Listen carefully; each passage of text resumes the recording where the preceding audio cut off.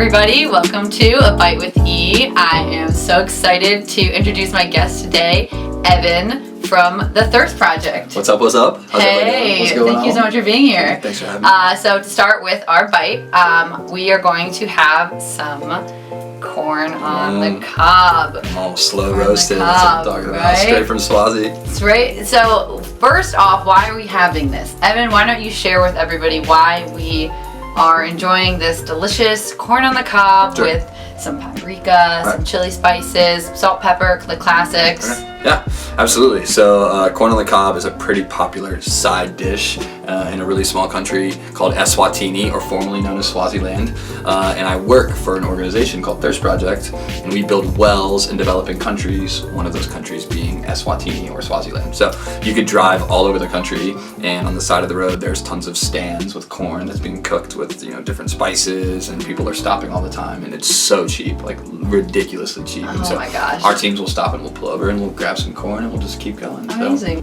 So, cheers to the corn. Right? Come on. I don't think you can eat corn in a pretty way. Like we just. I don't know. I don't think so either. No judgment right now. Here we are. Honestly, perfect temperature too. Perfect temps. Yeah. It's like a classic, but it's cool how no matter what country you're in, I mean, if you're getting it in Mexico or in America, it's like an American dish, it's a Mexican dish, it's a Eswatini dish, and it's like depending on the seasonings you use and stuff, and the background of the country or wherever you're at, it can be so different. Right. Well, it's also interesting. I feel like I'm from Kentucky, and so this blends the cultures of like Kentucky and also Eswatini. We always use there's cornfields everywhere in Kentucky and all across like the Midwest and everything else. So, Evan, you work for the Thirst Project. Yes. Super cool job, and in addition to working for such an amazing organization that we're going to hear more about, you get to basically travel around the country and sometimes the world doing these incredible presentations for people that might want to get involved in the Thirst Project. So can you share with us a little bit about what the Thirst Project is and how you found your way to it? Absolutely, yeah. Thirst Project, in one sentence, we're the world's largest youth water organization. So we build freshwater wells in developing countries, which isn't terribly unique, but we do that through the education and activation of students or young people. So probably the biggest thing that we do on any given year is our school tour. So we travel the country and we speak at schools all around the US and now all around the world, and we educate young people about the global water crisis, and then we challenge them to help us end it. And so about 50% of my job for the past 5 years has been traveling around the US and speaking at conferences and assemblies, educating young people about the water crisis, and then, like I said, challenging them to do something about it. And then after we speak at these presentations, we connect with students, we mentor them so that they can plan events, activities, fundraisers, campaigns on their campuses. And after those events, activities takes place, we raise money, and we take that money and we go to fund water projects in developing communities. We all have that understanding of that just essential need, and then you guys are fulfilling that need. So like, how many of these wells have you guys created? The most accurate thing to say is we've built about 2,800 water projects in 13 different countries. We've helped give over 400,000 people now clean water for the rest of their lives. Yeah, which is wicked awesome. That is amazing. Yeah, and depending on the project, it's a different amount of people on average that a project serves. So on average, a deep borehole well serves about 500 people in a community. For you, what are some of the most profound moments or that you experience? Yeah, that's a good question. Yeah, you would think, and you're right, the immediate understanding of our work, there's a lot of gratification in knowing that, man, we're helping give people clean water. Like, obviously that's great. And I didn't realize until about the first year, or a year later after I started with Thirst Project, that as much as I love like our mission in that we're helping give people clean water and ending the water crisis, I think what's arguably been more impactful for me is the just impact that we're having on young people's lives, and the fact that we get to work with high school students who every day are just committing hours and hours to help us in the water crisis by coming up with unique campaigns and events and activities. And that's probably the coolest part, is building relationships with these young people and learning from them, because they are the ones that are the driving force behind our work and our ability to help give people clean water. So, and you bring these kids to Africa? Yeah, so we take a team of students at least once a year into the field, and so every summer we'll take 10 to 15 student leaders who have spent years of their life raising thousands of dollars,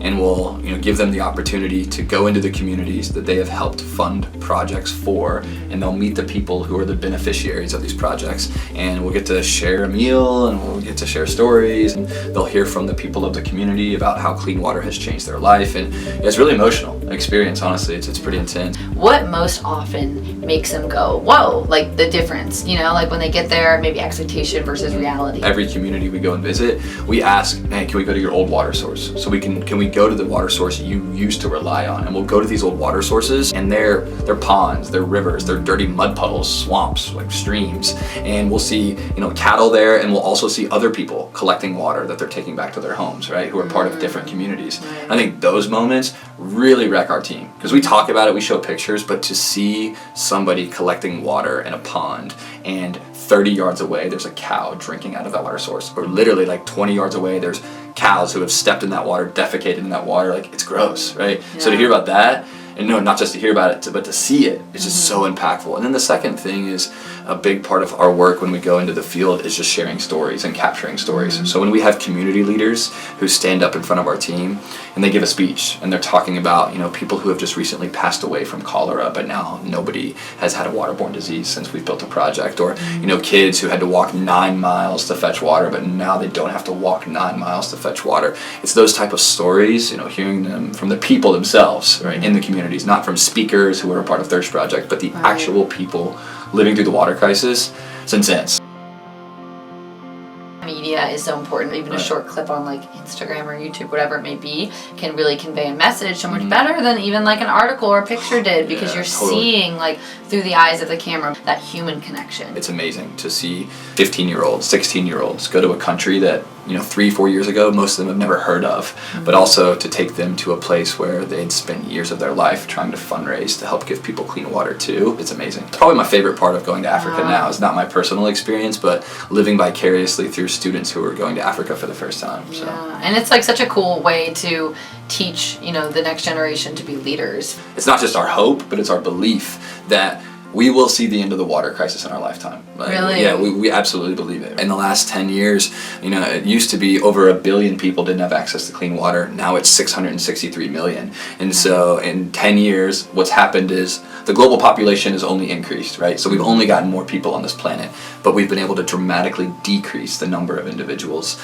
living without clean water. And so short term, we're just sprinting towards the end of the water crisis, and we're trying to do everything in our power to tell more students, to make them more aware so they can help us give people in communities clean water. How can people get involved if they want to? The first thing is everybody, or almost everybody that I've met, they're connected with a school in some way. Whether you're 55 years old and you went to a high school somewhere, or an elementary school or a middle school, or you're actually in the school or education system, or you have kids that go to a school. So let us come to your school. Let us speak to students about the water crisis. We give free 45-minute high-energy multimedia interactive presentations about the water crisis, and we get some really good feedback about how our presentations really shake up students' day-to-day life, and we give them some perspective on what's happening. What's been really cool to see is young people stepping up to make a difference. Right? And I really and truly believe that we're living in a time where young people are making serious impact in the world today. We're seeing it with different movements, whether it was the movement out of Florida and the students who stepped up,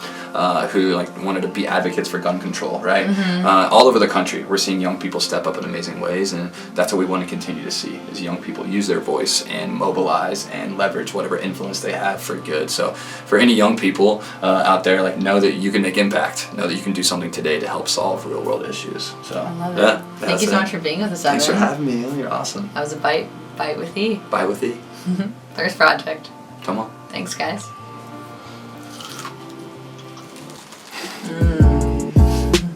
The best.